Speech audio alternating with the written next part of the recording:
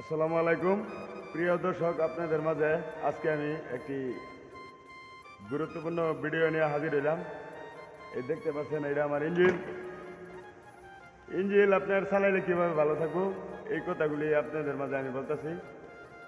এই যে ইঞ্জিলটা চালাইবেন, বুঝছেন, নতুন মোবাইল বইটা কয়দিন চালাইলে আমার কীভাবে ঠিক থাকবো এটা আমি কয়ে দিতেছি।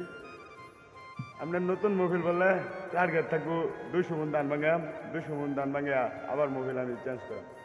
মোবাইল চেঞ্জ করাতে মনে করুন ইঞ্জিনটা খুবই ভালো থাকে এবং সিজন শেষ করেন যায়।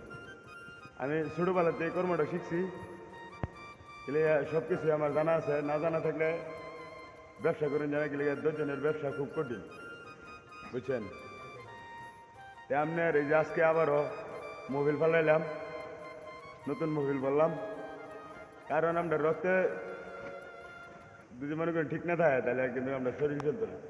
এরকম ইঞ্জিলেরও যদি মনে করেন মোবাইল ভালোটা না বাড়াও, তারপরে ইঞ্জিল ভালো সার্ভিস দিত না।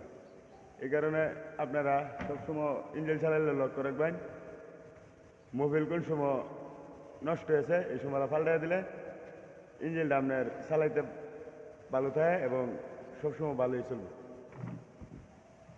এই যে দর্শক দেখতে পাচ্ছেন, এখন স্টার দিমুকল স্টার দিয়ে এই ধান ভাঙানি শুরু করেন।